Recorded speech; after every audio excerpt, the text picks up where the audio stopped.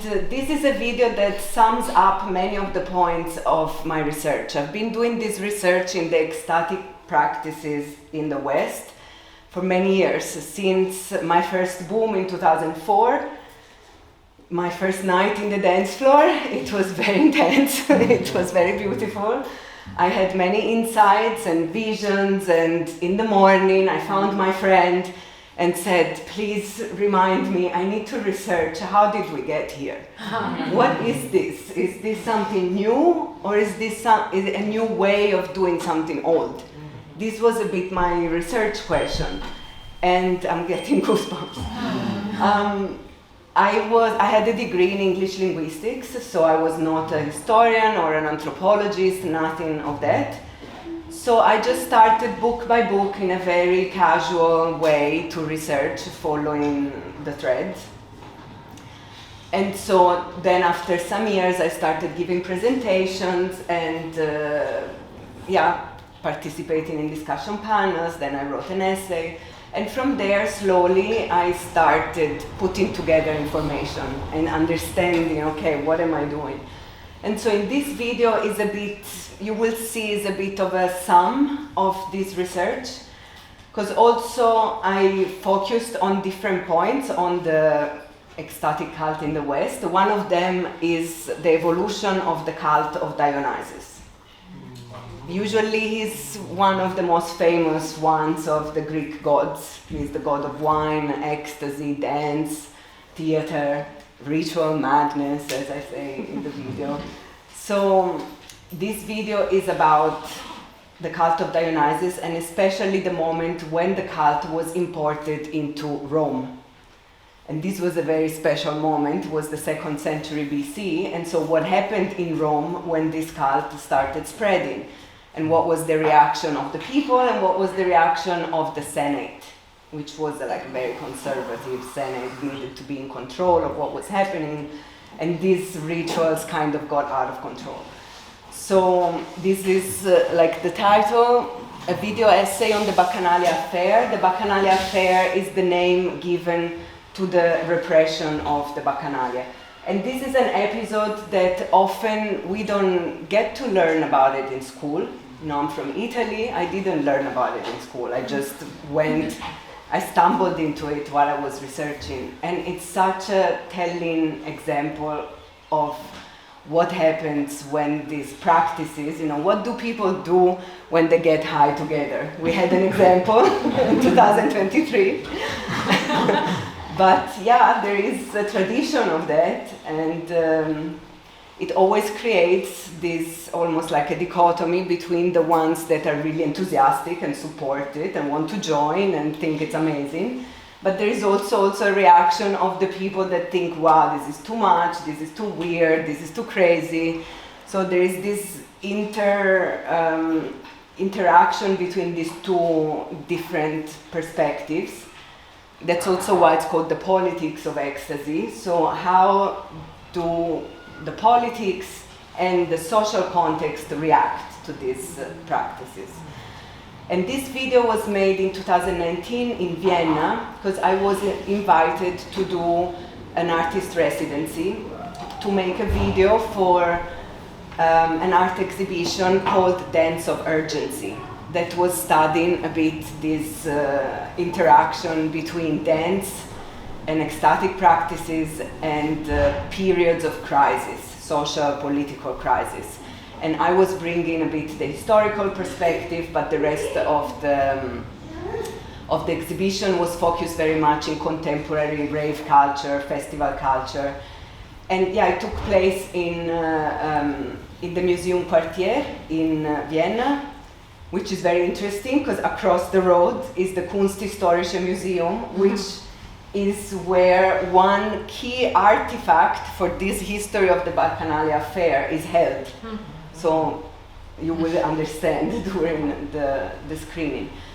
And then, the video was there for the duration of the exhibition, and then it was shown in very different places, in the Gorki Theater in Berlin, in many queer events, because also it touches on this topic of gender and identity and how to play with it. in this kind of practices. And so, yeah, this is one more step in the journey of this video.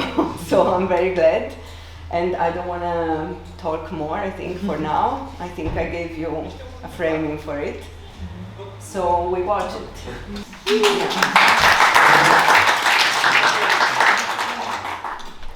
Okay, so wow. That's a lot. I think that as we follow the film with conversation about the film, around the film, why don't you place the story that we just heard into the sort of larger context, the larger family tree of other cultures, other traditions, other mystery religions that were in operation? Yeah, so what we've seen is pretty much the end, or almost the end, because it actually continued in underground form for still many centuries, all the way to the witches. That was the big final pushback. But so this was kind of like the official end of the cult of Dionysus that had turned into the cult of Bacchus in Rome. But so the cult of Dionysus was just one of the mystery religions. And the mystery religions, it's such an interesting phenomena in Western history that, again, not very often we get taught about it in school. So they were religious practices that spread especially during the Hellenistic era, which is 300 BC. It's the time of Alexander the Great.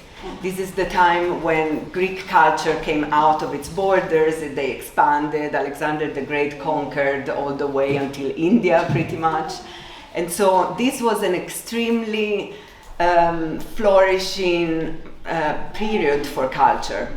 And for the first time, Greek became an international language. So for the first time, there was a language that could be spoken by people coming from very different places. And so in this mix of cultures and practices and religions, people started experimenting with other people's traditions and religions. And so the Greek had the Olympian gods cult. You know, it was the normal cult that everybody was more or less following, the normal religion that everybody, you know, in Athens, for example, there's the different temples to the different Olympian gods that more or less everybody know about. And this was very much a way, you know, to participate in these processions and celebrations to show the others that we are good people following our traditions, a bit like what we've been doing with Christianity until now. I make this comparison because especially also it touches me. I used to be Christian, growing up in a small town in Italy. And so at some point for the Greeks, for some of the Greeks, this kind of religion started to be a bit not enough to have like a strong, direct connection with the divine, with the sacred. It was a bit formal.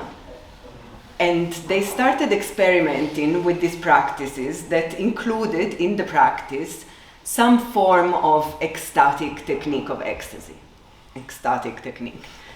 Technique of ecstasy is how Mircea Eliade, is one famous historian of religions, he describes shamanistic practices. So the Greeks started experimenting with the cult of Isis and Osiris coming from Egypt. So this means, for example, this means that there were itinerant experts or shamans, or how do we want to call it, charismatic wanderers. Influencers. Coming, you know, going around in the different cities and setting up a space where people could come and be initiated into the mysteries of Isis and Osiris, for example. Or Cibele or Sibili, I think it's in English, Cibele is Italian, and Attis coming from the Middle East, or the famous mysteries of Eleusis. So this one, especially for people that are more into the psychedelic culture, this one is usually the go-to mystery religion that everybody knows about. Because in 1978, Albert Hoffman and others wrote this book, Road to Eleusis, where they tried to demonstrate that part of the rituals were was the ingestion of an LSD-like compound. So yeah, the mysteries of Eleusis are really important in the ancient world. They were celebrated every year next to Athens, 30 kilometers from Athens, for close to 2 millennia, maybe 1,500 years, for a long time, all the way until the 4th century after Christ, when there was the Edict of Theodosius, I think it's called. That was one of the last Roman emperors. How do you say, saying that practically declaring the end of paganism. So the mysteries of Eleusis lasted until then. And it was an initiation ritual in the mysteries of Demeter and Persephone that attracted people from all over the ancient world. From Egypt, from Rome, from the Near East, everybody was going to Eleusis. It was really like the peak of religious, spiritual devotion in the ancient world. All the philosophers that we know, some of the Roman emperors were initiated there, together with a lot of very normal people, slaves. Again, every mystery religion is open to everyone. Women, slaves, immigrants, and citizens. And this is very different than any other practice back then. Immigrants don't participate, slaves don't participate, women depends.